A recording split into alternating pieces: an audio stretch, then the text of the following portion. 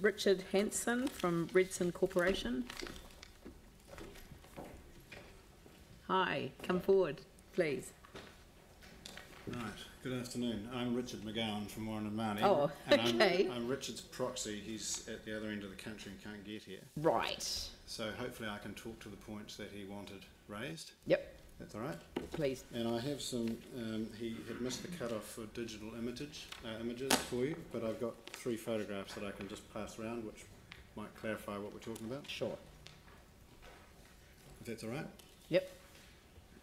Okay, so Richard Hanson's a director at Redson Corporation, which owns a site in Cathedral Square, number 9 Cathedral Square, which is the previous site of the ANZ Bank, so south-west corner, for those who know, opposite the new Spark headquarters, which was the old BNZ Bank. So he would like to submit, specifically with regard to the capital program schedule, page 34, the line item about proposed works to Cathedral Square, which you'll be familiar with. And his submission relates to the timing of the expenditure on the square and the design of it. So just a quick word of background.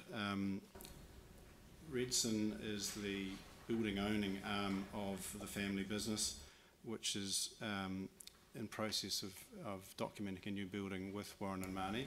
The architect is Shigeru Ban, a Japanese architect who worked with us on the transitional cathedral.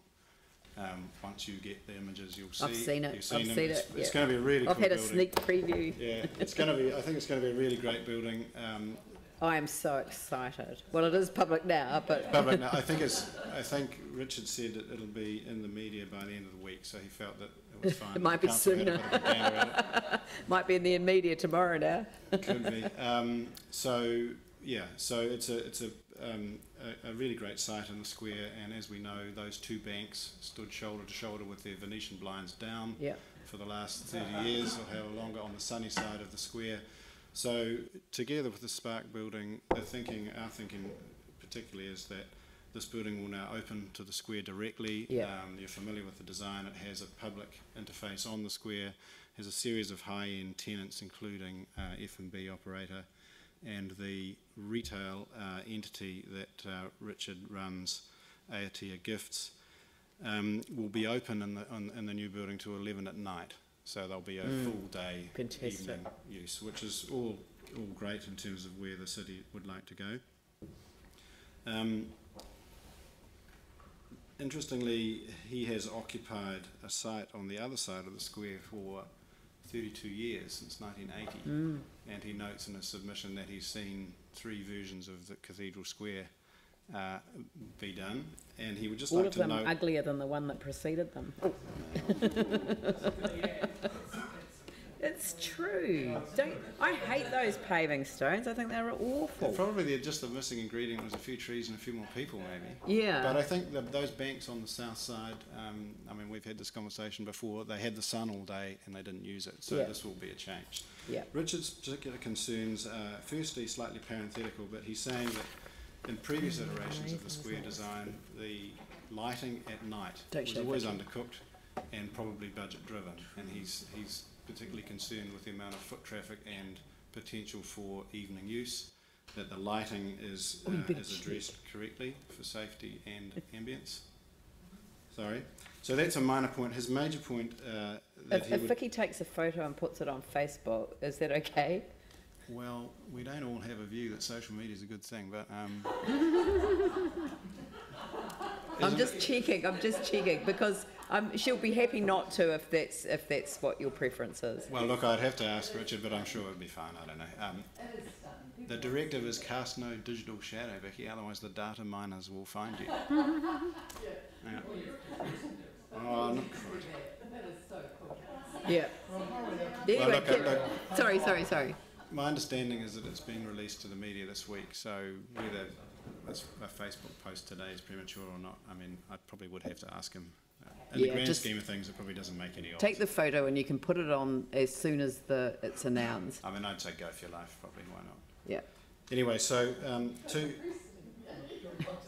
to his major point, the This building is scheduled to be completed at the end of the fourth quarter of next year, November 19, which is the same time as the Spark building is scheduled to be complete. Now we know with building projects that's not necessarily a date in stone, but that's the target date, and we're certainly working towards that in our office. What he would like to submit on is that the spending allocated in the long-term plan is prioritised to the south side, the sunny side of the square, in that these buildings will be open soon, and that the whole of that side of the square will effectively be a complete thing.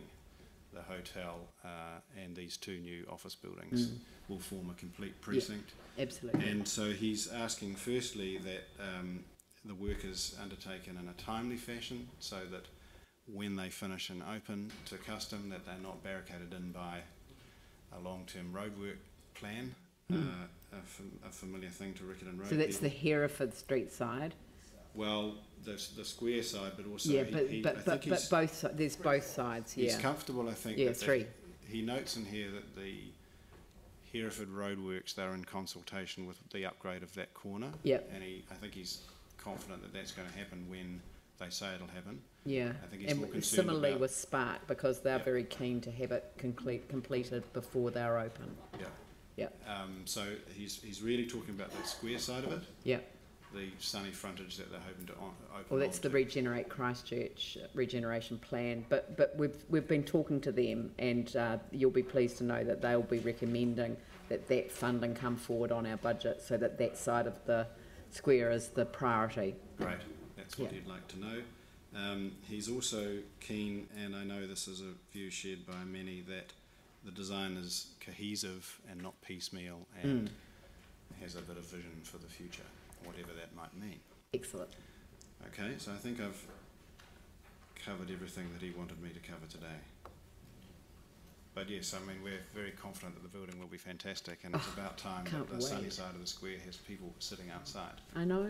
It's just, yeah. I mean, my first conversation with an architect was when I was brand new Member of Parliament, standing alongside others to save the old government buildings, and standing up on the balcony, looking at the back of the cathedral, and then looking across at the post office and looking across at other buildings, and then, you know, the white ANZ building, at which point he said to me that it didn't speak to the rest of the buildings, and it was this concept of buildings speaking to each other, with the old government building and the press and the cathedral and the post office, you know, and it was just, yeah, it used to be the United Services Hotel there, you know, again, fantastic. Well, I think that, the big crime there was that although the banks represented themselves as a retail bank, they always had their blinds down. Yeah, no, ridiculous. So it'll be back to a hospitality type use.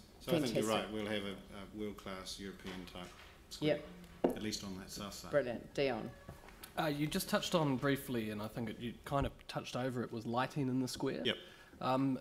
What do you think we should be doing with lighting in the square, especially around maybe the Spark or in the southern side initially?